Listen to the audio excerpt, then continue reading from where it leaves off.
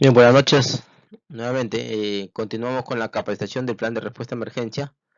En esta ocasión hablaremos del tercer módulo, que es el módulo de primeros auxilios y accidente vehicular.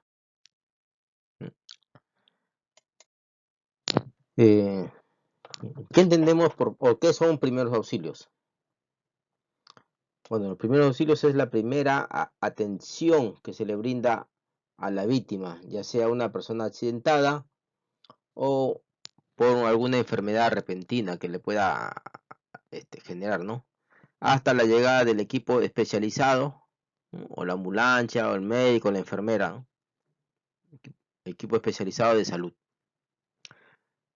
¿Cuál es el objetivo o los objetivos de primeros auxilios? Es mantener con vida al accidentado, ¿no? Evitar que se agrave la situación, no generarle mayores complicaciones, ¿no? de la, de la que le generó el propio accidente, ayudar en la recuperación, brindarle apoyo emocional, buscar los medios adecuados para su evacuación o traslado a un centro asistencial, llámese hospital, llámese clínica, llámese centro de salud, ¿no? Brindar seguridad en el lugar para evitar que degeneren mayores lesiones. Recuerden que tú puedes salvar una vida aplicando primeros auxilios, ¿no? Y que hay una frase, ¿no? El saber qué hacer permite actuar con seguridad, permite salvar una vida. Para eso debemos de capacitarnos, ¿no? Estar preparados. Y si en caso yo no conozco primeros auxilios, ¿cómo puedo apoyar? Brindándole el apoyo emocional, como les mencioné, también forma parte de los primeros auxilios.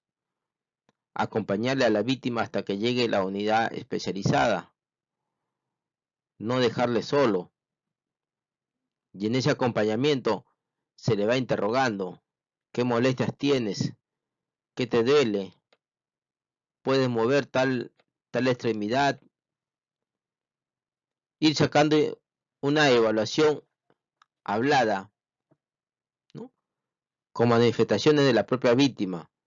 Entonces, cuando llegue el personal de la ambulancia, personal especializado de salud, se le indica, manifiesta que tiene este dolor, manifiesta que no puede mover de repente la extremidad, tanto inferior o superior, o cualquier otra dolencia que la víctima le haya manifestado.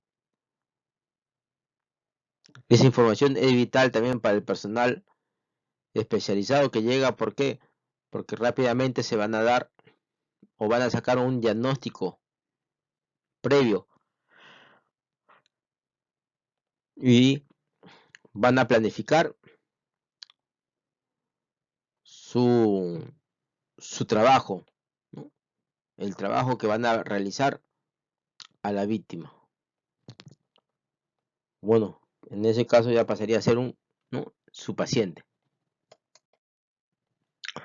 ¿Qué debemos de hacer ante un accidente? Primero es no mover al paciente, si que no contamos con los equipos o medios adecuados. Solo lo haremos cuando descartemos cualquier fractura o que se encuentre en un lugar de inminente peligro.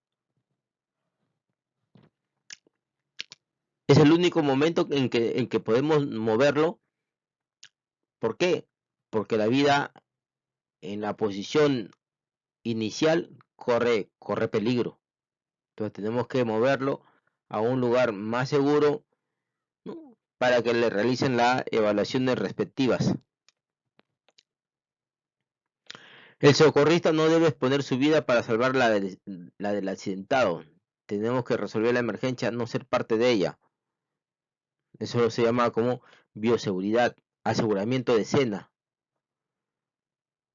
Tengo que brindar que mi escena de la emergencia sea segura, tanto para mí como para la víctima.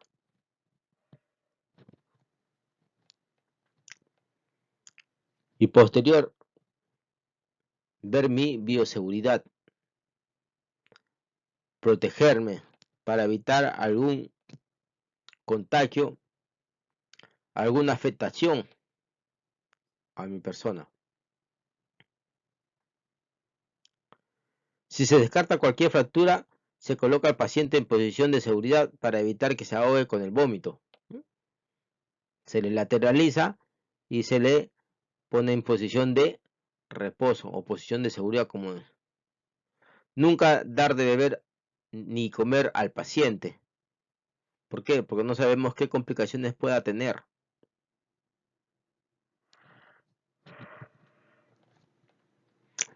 Entonces debemos tener bastante cuidado. Recuerden, los primeros auxilios se basan en capacitar al personal para actuar eficientemente en momentos determinados. Capacitar a los brigadistas, realizar prácticas, entrenamientos, al menos para que conozcan o tengan las nociones básicas de primeros auxilios. Lo ideal es poder estabilizar a la víctima para su traslado a un centro de salud, llámese hospital, llámese clínica, llámese puesto de salud. Prevenir mayores accidentes, evitar agravar una lesión por una acción inadecuada, procurar un transporte adecuado de la víctima, ¿no?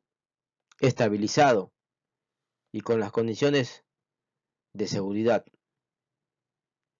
así evitando mayores alteraciones o afectaciones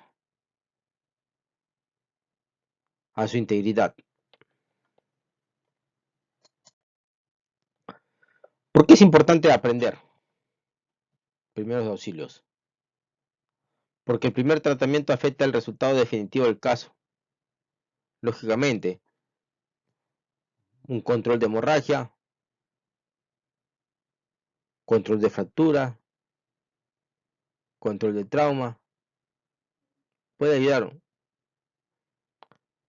Porque los accidentes o enfermedades súbitas pueden ocurrir en cualquier momento. Uno nunca sabe en qué momento va a ocurrir. Y para eso debemos de estar capacitados. Porque con una simple maniobra se puede salvar una vida o reducir el daño. Si que conocemos, podemos ayudar en el caso de un atragantamiento, etcétera. Por el contrario, un procedimiento errado puede crear mayor daño o empeorar la condición. Y eso es lo que debemos de evitar. Por eso necesitamos capacitarnos constantemente para saber cómo actuar, cómo ayudar, cómo socorrer. Y con la capacitación, con el entrenamiento, vamos a evitar generarles mayores daños a la víctima de lo ya ocurrido por el propio accidente.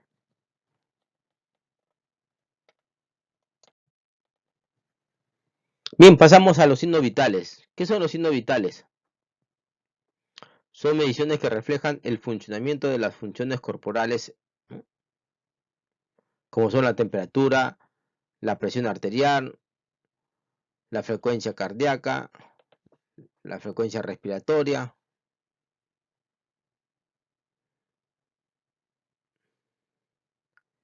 Y adicional también a raíz del COVID, se ha agregado como parte de los signos vitales la saturación de oxígeno.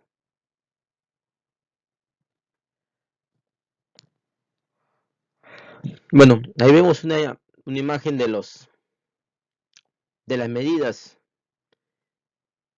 de cada signo vital. En el caso de la frecuencia respiratoria para el tema de los adultos es de 14 a 18 respiraciones por minuto. La frecuencia cardíaca o los latidos del corazón son de 60 a 100 latidos por minuto. Esos son para personas adultas. La presión arterial, lo normal, 12/8 o 120/80.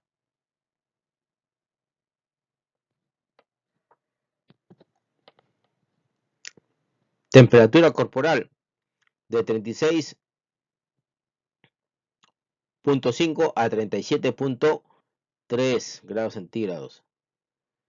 Y saturación de oxígeno en la costa es de 95 a 100%. Esas son las medidas o las lecturas mínimas de los signos vitales. Bien, veamos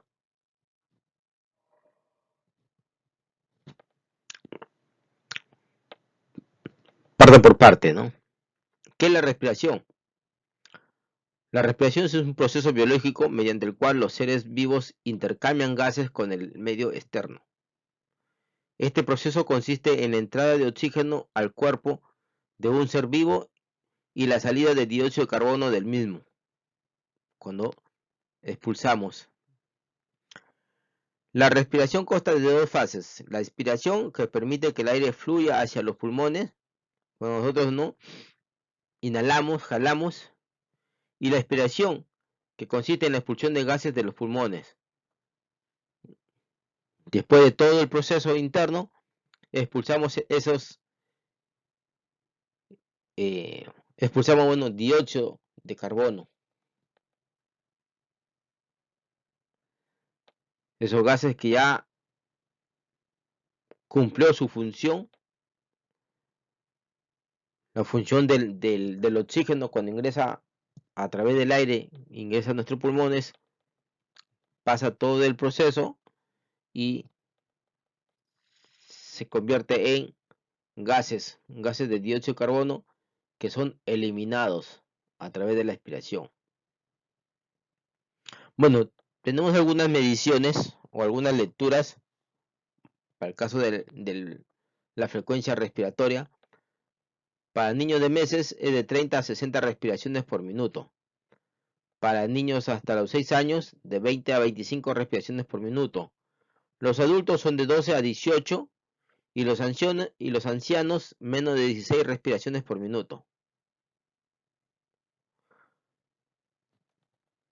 Recuerden, para controlar la respiración, usted como auxiliador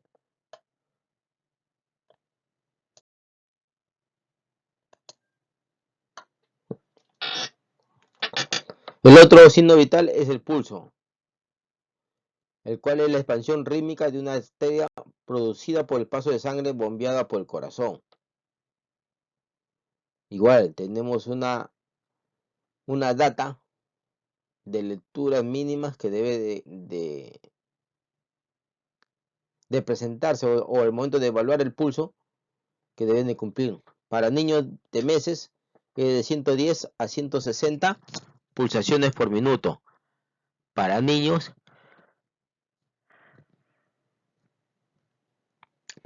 es de 70 a 115 pulsaciones por minuto. Para adultos es de 60 a 100 pulsaciones por minuto. Y para ancianos es de 60 o menos pulsaciones por minuto. Recuerda que el pulso se puede tomar en cualquier arteria superficial que pueda comprimirse contra un hueso. Siempre se utilizan los dos dedos, el dedo índice y el dedo medio, para poder tomar el pulso. Nunca usen el dedo pulgar, porque el dedo pulgar tiene su pulso propio y les va a dar una falsa lectura. Estos son algunos de los sitios donde se puede tomar el pulso, ¿no? El pulso radial, que es a la altura de la muñeca, proyección del dedo pulgar, atraviesa por la parte del brazo, ¿no? Y presionamos con los dos dedos para poder sentir los latidos. El pulso braquial, que es a la altura del codo, parte interna, y el pulso carotídeo, que es en la garganta, en el cuello, a ambos lados o a los costados del cuello, ¿no? En el caso de los varones, al costado de donde conocemos como la manzana de Adán.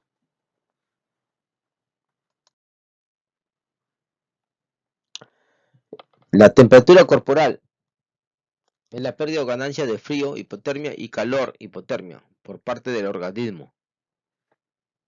La temperatura normal es de 36.5 a 37.3, como le mencioné. En el caso de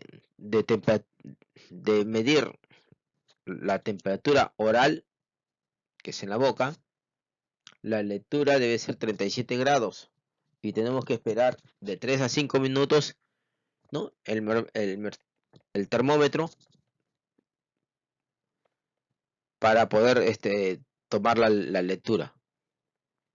En el caso de que sea una medición axilar, la temperatura mínima es 36 grados. Igual, tenemos que esperar un lapso de 5 a 7 minutos que esté en contacto el termómetro. Y la temperatura rectal, esto se da mayormente para los recién nacidos, para los bebitos. Y la temperatura es de 37.5 grados.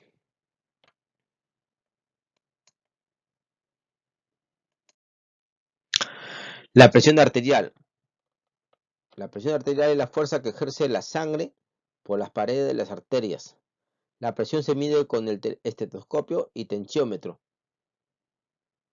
Las anomalías son hipertenso o hipotenso. Una presión normal es 120/80.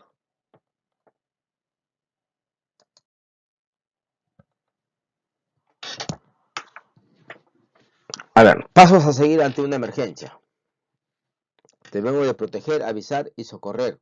Son los 3 sencillos pasos de la conducta más conocida como PAS, por las abreviaturas. La P de proteger, la A de avisar. ¿Qué voy a proteger? Protejo a la víctima y protejo a mí mismo. ¿Qué voy a avisar? Aviso al sistema de emergencia de que hay un accidentado, una emergencia y todo lo demás del protocolo de respuesta de reportar una emergencia. Y procedemos a socorrer si estoy capacitado, entrenado para poder brindarle atención a la víctima. Recuerden que la conducta PAS es un procedimiento estandarizado para actuar ante cualquier caso de emergencia, con la que cualquier persona puede convertirse en un héroe sin capa y ayudar a salvar vidas.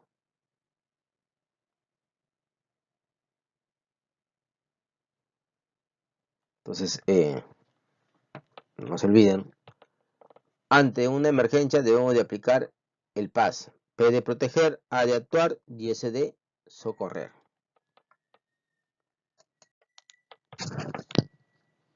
El paro cardiorrespiratorio, PCR, ¿qué cosa es? El paro cardiorrespiratorio es el destino final de muchas enfermedades o accidentes. Extrahospitalariamente, el paro cardiorrespiratorio revierte en el mejor de los casos hasta en un 15%. Las causas más frecuentes son infarto cardíaco y sangrado masivo. La reanimación cardiopulmonar básica no requiere ningún tipo de equipamientos. Solamente se utilizan nuestras manos, nuestros brazos, nuestro cuerpo. La evaluación primaria es el objetivo de identificar las situaciones que suponen una amenaza para la vida, ¿no? En la evaluación primaria nosotros vamos a verificar que la víctima esté consciente o que tenga pulso, que respire. No vamos a medir, a verificar si está dentro de los intervalos mínimos, sino solamente verificamos presencia de pulso, presencia de respiración. En el caso para verificar, lógicamente después de haber verificado o comprobado su estado de conciencia. Si está inconsciente, procedemos a verificar si cuenta con pulso o no cuenta con pulso. Como le mencioné, no vamos a medir si está dentro de los intervalos mínimos o adecuados. Solamente verificamos si cuenta o no cuenta con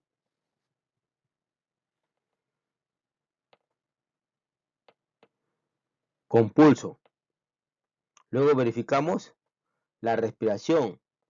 Igualmente, verificamos si la persona está respirando o no está respirando. No vamos a verificar en esta etapa si está dentro del intervalo o del rango permitido de respiraciones para adultos. Luego verificamos si hay presencia de hemorragias, haciendo una evaluación exhaustiva de la cabeza a los pies, de los pies a la cabeza. Se va palpando tanto por la parte superior como por la parte inferior de la persona, de la víctima, ¿no? Siempre usando sus guantes de protección. Y va revisando que no haya presencia de hemorragias. Conforme se va revisando, se revisa las manos, que no esté manchado de sangre.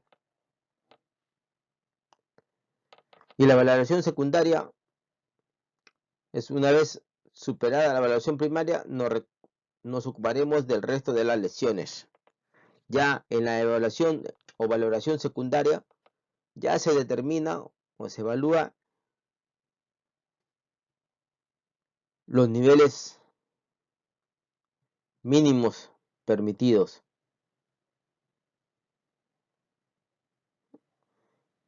Que en el caso del pulso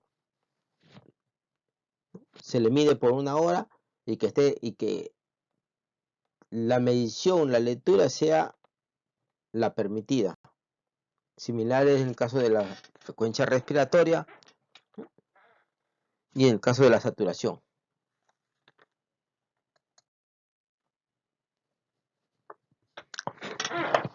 También vamos a verificar la cadena de supervivencia ante un paro cardiorrespiratorio.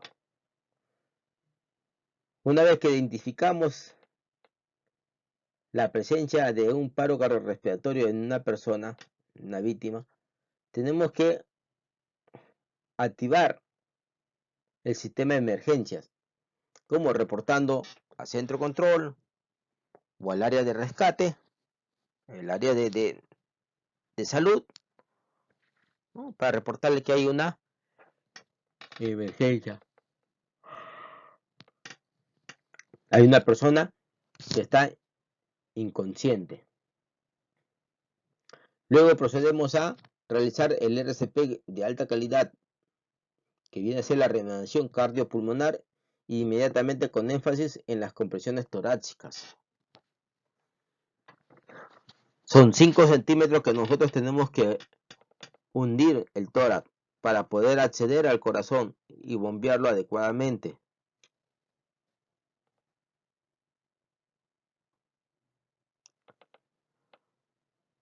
Luego sigue el desfibrilador. Una desfibrilación rápida es adecuada, pero esos equipos vienen juntamente con el equipo especializado, llámese ambulancia, llámese médico o enfermera.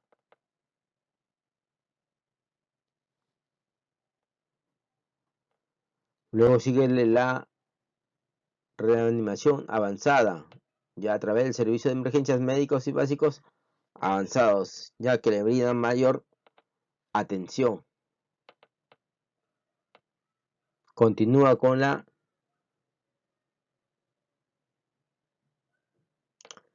atención del paro.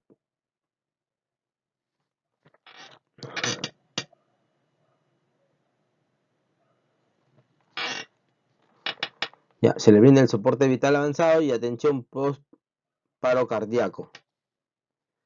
Una vez que ha logrado salir desde el cuadro del paro cardiorrespiratorio, se le envía a una área de observación.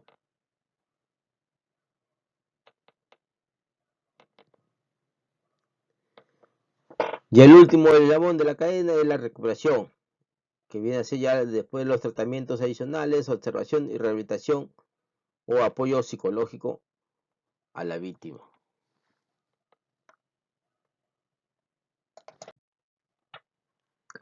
Veamos un pequeño videíto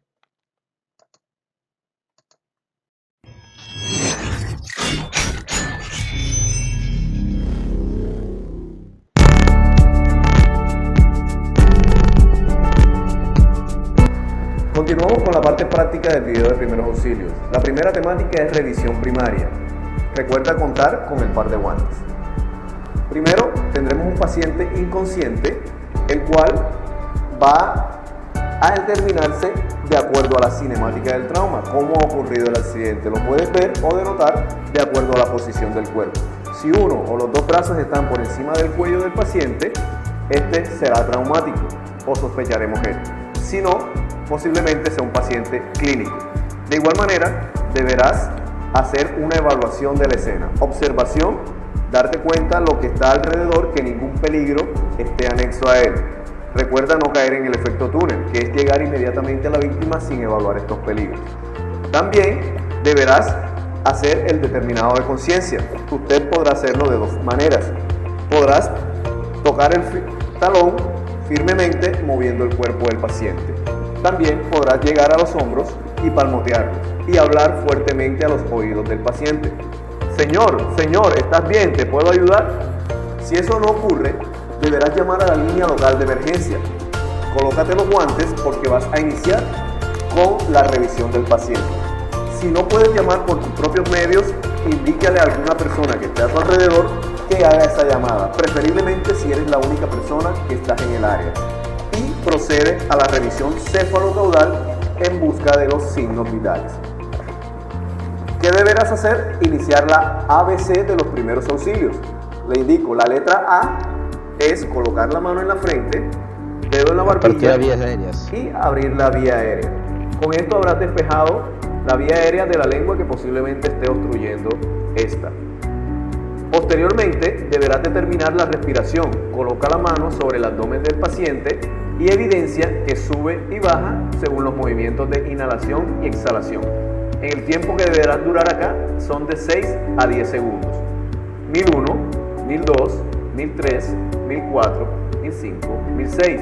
Posterior a la evaluación de la respiración, que es la letra B, iniciará la letra C, que es búsqueda del pulso carotídeo para niños mayores de 2 años y adultos.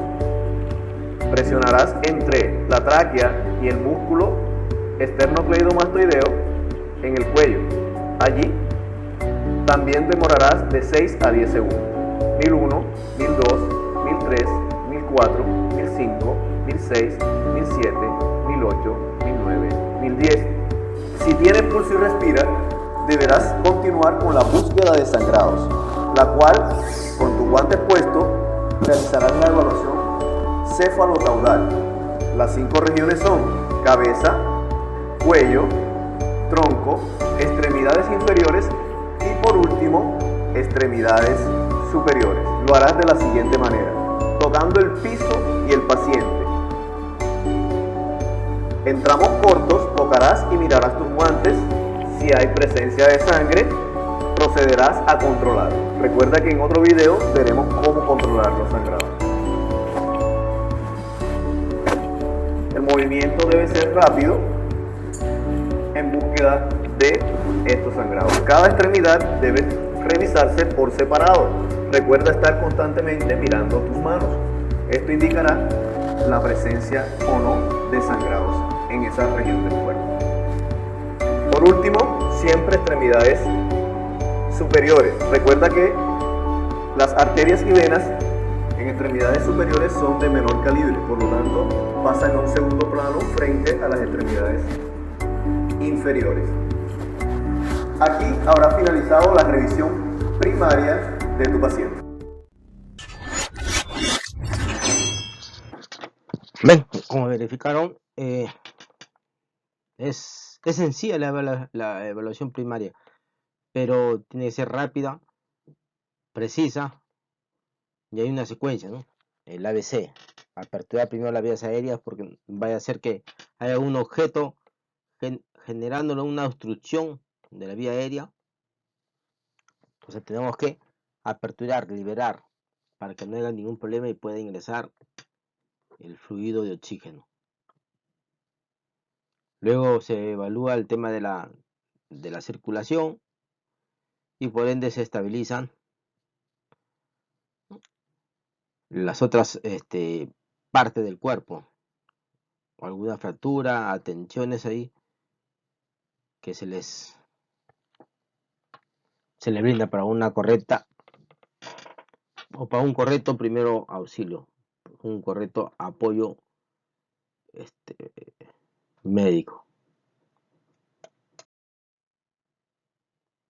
La reanimación cardiopulmonar, o más conocido como RCP, recuerden, son 30 compresiones por 2 ventilaciones, pero a raíz del COVID, el tema de las 2 ventilaciones ha quedado como superditado, ¿se puede decir, no? O a criterio del respondedor. ¿Por qué? Porque si no conoce a la persona, evite realizar las 2 ventilaciones que son respiraciones boca a boca, porque no sabes qué enfermedad pueda tener, pueda generar un contagio. Si es un familiar directo, sí, porque uno sabe si cuenta o no cuenta con enfermedades de transmisión. O solo podemos proceder con las compresiones torácicas, que vendría a ser 150 compresiones. Recuerden, las compresiones tenemos nosotros que hundir aproximadamente 5 centímetros y luego dejar que nuevamente el tórax se extienda para poder presionarlo y seguir y poder aplicar las compresiones torácicas. Recuerden, los reanimadores deben realizar las compresiones torácicas con una frecuencia de 100 a 120 compresiones por minuto. Comprimir a una profundidad mínima de 5 centímetros o 2 pulgadas y dejar que se recupere, ¿no?, en milésimas de segundos. Permitir una descompresión torácica completa después de cada compresión. Eso es lo que le mencionaba. Dejar que se extienda totalmente para poder continuar nuevamente con las compresiones. Reducir al mínimo las pausas de las compresiones. Una vez que inician las compresiones no se debe de parar hasta que la persona pueda salir de dicho paro cardiorrespiratorio. Y verificar adecuadamente realizando cada ventilación durante un segundo. Si es que se va a realizar las ventilaciones, se hacen inmediatamente, se cubre toda la boca, se tapa las fosas nasales y se genera un soplido. Los reanimadores, ¿qué es lo que no deben de hacer? Comprimir con una frecuencia inferior a 100 compresiones por minuto o mayor a 120. Al hacerlo muy rápido tampoco se va a generar una correcta compresión. Comprimir a una profundidad inferior a 5 centímetros. No se debe de hacer. ¿Por qué? Porque no dejas que el corazón vuelva a recuperarse para que pueda tener realmente más altura y al momento de realizar las compresiones se pueda bombear más directo al corazón. Apoyarse en el pecho entre las compresiones. Recuerden, son los brazos y el cuerpo totalmente rígido, la espalda totalmente rígida, la que baja las compresiones. No se doblan los brazos, sino se hace en todo en bloque. Se usa la palma de la mano, la cual se coloca, se hace una línea imaginaria en el tórax de la persona, de la víctima, y entre las dos tetillas se coloca el punto para hacer las compresiones.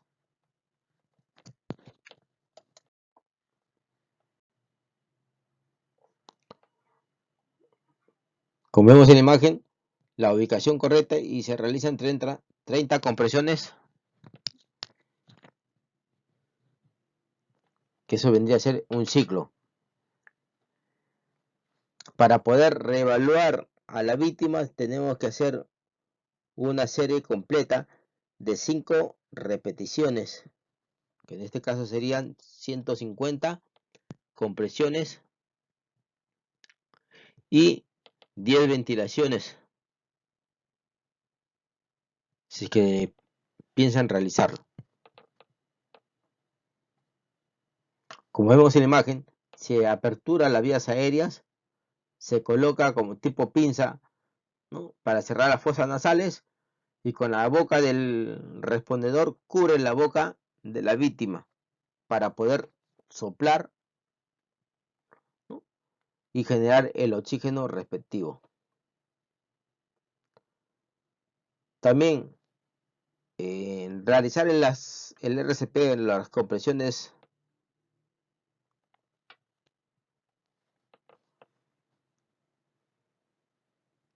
se realizan de manera manual, pero también tenemos un equipo que se llama desfibrilador o DEA, que sirve también para poder reanimar a través de choques eléctricos, para lo cual se debe seguir las indicaciones que este equipo va indicando. Una vez que ya se colocan los parches, todo eso, y ya está producto o presto para generar la descarga, no debemos de coger ninguna parte del cuerpo de la víctima. ¿Por qué? Porque cuando va a ser sometido a esta descarga eléctrica nos puede afectar a nosotros. También nadie debería tocar a la víctima durante el análisis, durante la administración de la descarga, ¿no?, del DEA, como les había mencionado.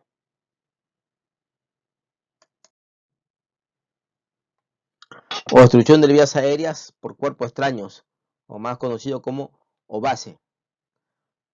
Es usualmente cuando ocurre cuando las personas están comiendo, personas ebrias, o en el caso de los ancianos, caída de las dentaduras postizas que se le mete.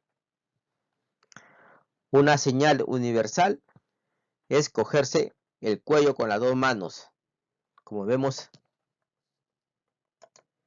en la primera imagen, ¿no? Esto nos indica que la persona está haciendo o está teniendo problemas para poder respirar.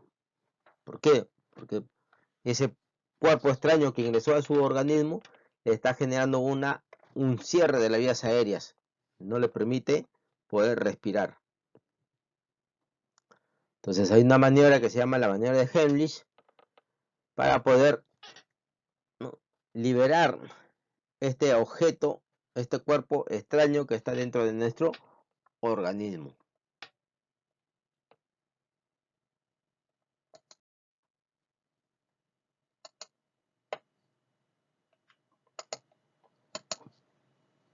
Como vemos en la imagen, sale el cuerpo extraño. Si la persona se encuentra sola, también puede realizarse la automaniobra de Heimlich. Busca una silla, se coloca en la parte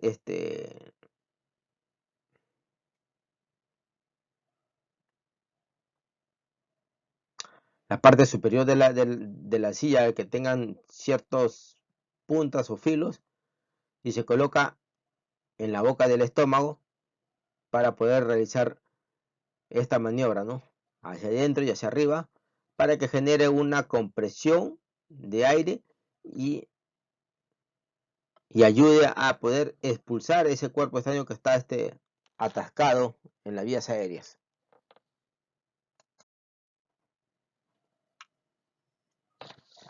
Bien, hablemos sobre las heridas y los tipos de heridas.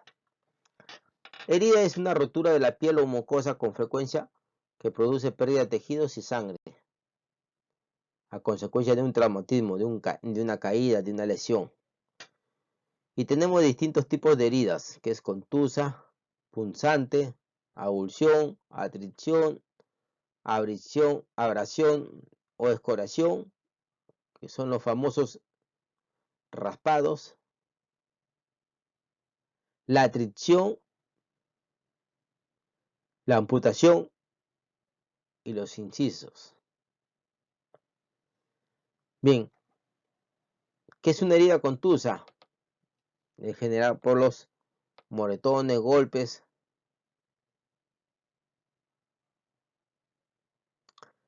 Punzantes, es generado por herramientas con filo y con punta. Llámese un cuchillo, llámese un tenedor.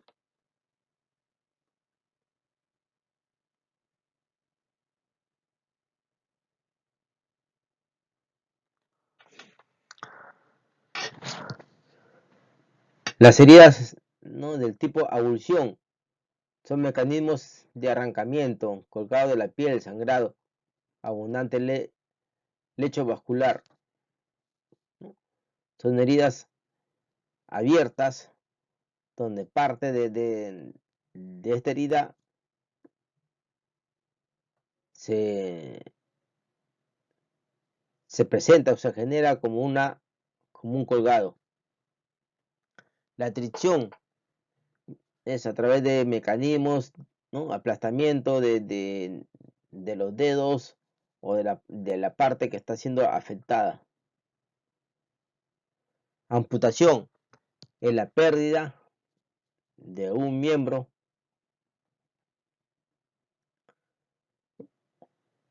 o es una separación traumática de un miembro o extremidad.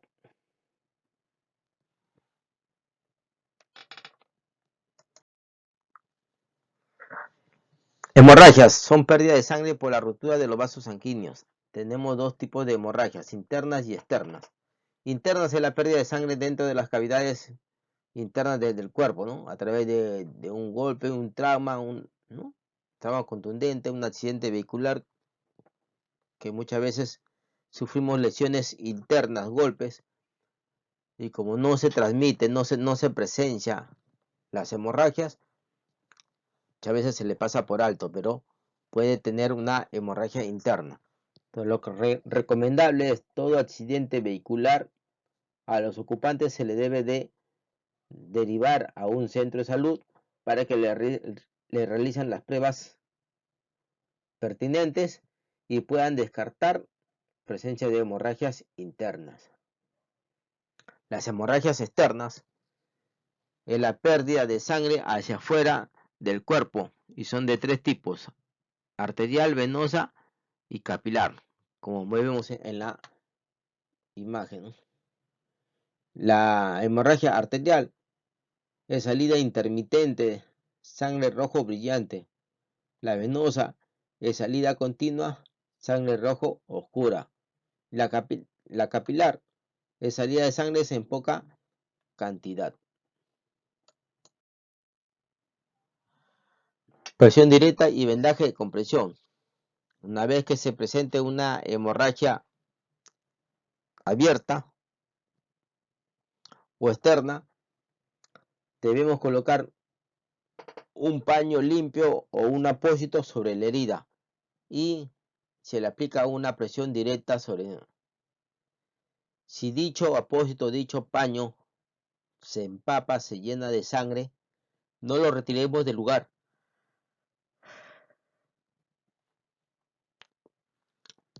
Coloquemos otro paño o otro apósito encima de eso y sigamos generándole una presión directa.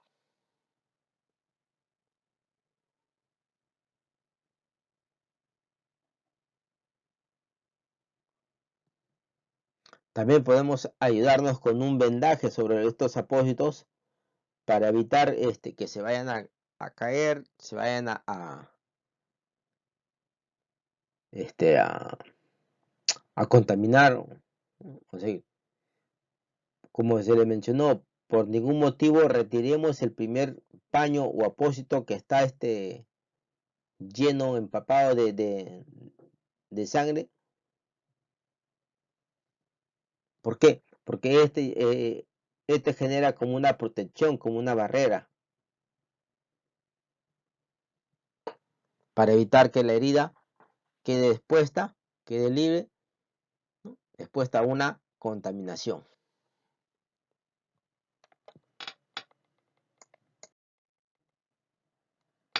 Quemaduras. Tenemos tres tipos de quemaduras: primero, segundo y tercer grado. La de primer grado solo afecta la capacidad superficial de la piel y produce enrojecimiento y dolor al tacto. Quemadura de segundo grado. Se lesiona la capa superficial e intermedia de la piel. Se caracteriza por la formación de ampollas, dolor intenso e inflamación del área afectada. Y la quemadura de tercer grado comprometen a todas las capas de la piel, tejidos, vasos sanguíneos, tendones, muslos y nervios. Presenta la piel seca, piel acarbonatada y no hay dolor. ¿Cuál es el procedimiento adecuado? Es lavar la zona afectada con abundante agua a chorro durante 15 a 20 minutos hasta que calme el dolor. Esta parte afectada ha sido expuesta o ha entrado en contacto con una superficie caliente. Entonces lo que se tiene que hacer es, al adicionarle agua, es neutralizar para que evitemos que esa parte afectada está caliente y sigue generando daños internos debido a la alta temperatura que pueda presentar.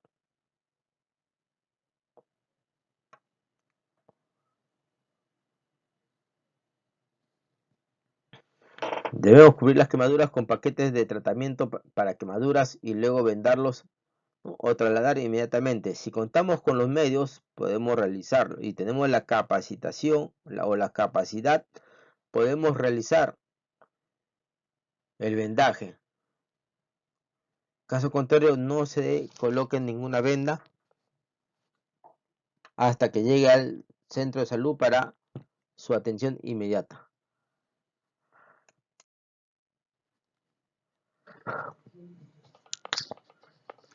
Fracturas.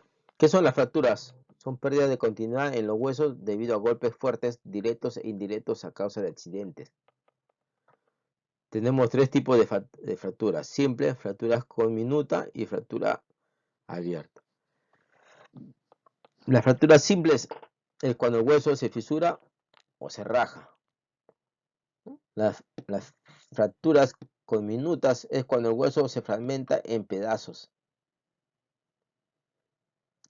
Y las fracturas abiertas es cuando el hueso se rompe y sale de la piel, produciendo una herida abierta.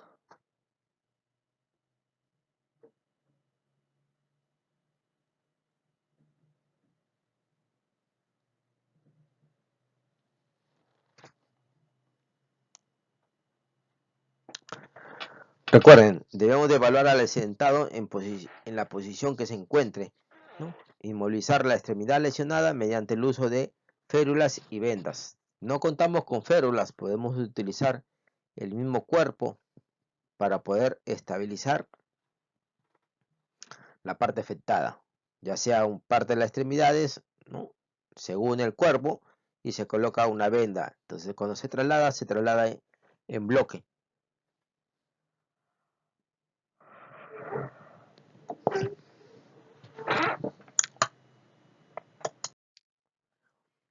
Procedimiento, ¿no? Como mencionaba, es colocar las férulas para evitar la parte fracturada quede colgada durante el traslado. No tenemos férulas, podemos colocarle maderas. No contamos con férulas, podemos utilizar el cuerpo. Colocamos nuestro brazo de manera rígida y amarramos a todo nuestro cuerpo.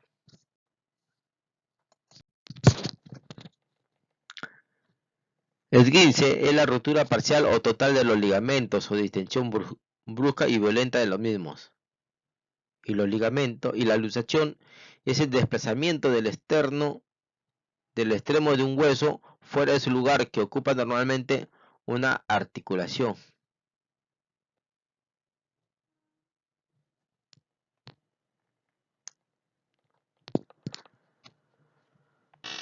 Los signos y síntomas del esguince y luxación: dolor intenso, hinchazón o inflamación de la zona afectada, incapacidad funcional progresiva en caso de luxación, se evidencia deformación ósea en la articulación.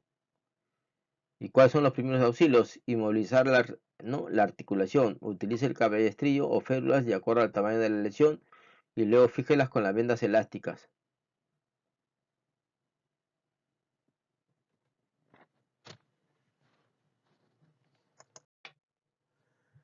Traslado del accidentado. Para trasladar al accidentado debemos nosotros tener bastante cuidado, ¿no? De lesiones en la espalda. Se deben colocar 3 personas con las piernas abiertas encima del herido para poder alzarlo en bloque y colocarlo sobre la camilla. Pasar los brazos por debajo de, sosteniendo respectivamente la cabeza, la cintura y los pies. Una cuarta persona debe introducir la camilla por debajo de la víctima entre las piernas de los socorristas. Por último, acostar al accidentado con suavidad sobre la camilla, siempre del lado no traumatizado. Transporte individual de un herido, transportándolo a hombros mediante una mano pesada pasada por la espalda o con las manos atadas, adoptando una posición de cuclillas y situando al herido atado con un pañuelo entre sus brazos y piernas. Transporte del herido por 2 personas. Esta puede ir sentado en la posición conocida como silla de reina. Y los dos respondedores o los 2 brigadistas van a los costados, ¿no? Y se levanta para poder trasladarlo.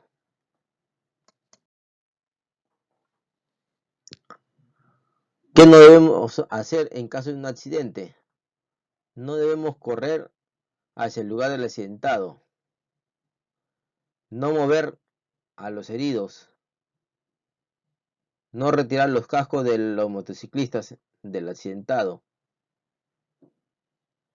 No ofrecer comidas o bebidas a las víctimas.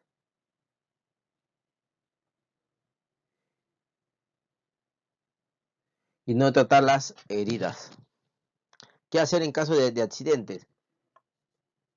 Debemos primero mantener la calma y estacionarse con precaución.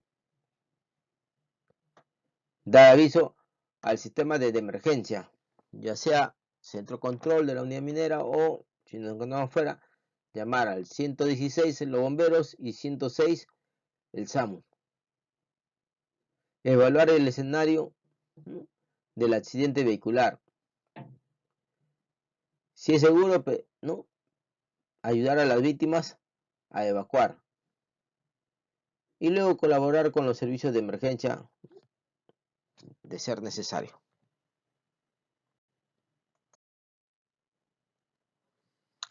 Recuerden, este es el protocolo para atenciones de víctimas en accidentes vehiculares. Primero, mantener la serenidad, la calma, como se había mencionado. Proteger la zona para evitar mayores daños. Si está en la vía de tránsito, bloquear con nuestra unidad de emergencia para que sirva como protección para el equipo de primera respuesta. Ella a la víctima una vez que sea extraído del vehículo.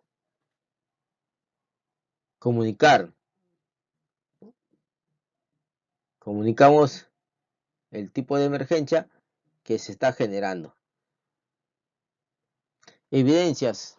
Realizar tomas fotográficas del lugar, ¿no?, o cómo estuvo la víctima para poder realizar nuestro informe de investigación.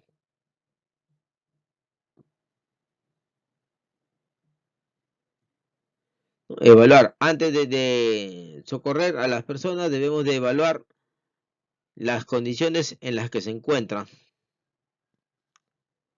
Luego, no movilizar al herido. Nunca debemos de mover si es que no contamos con los equipos mínimos necesarios, que es una camilla, un collarín cervical.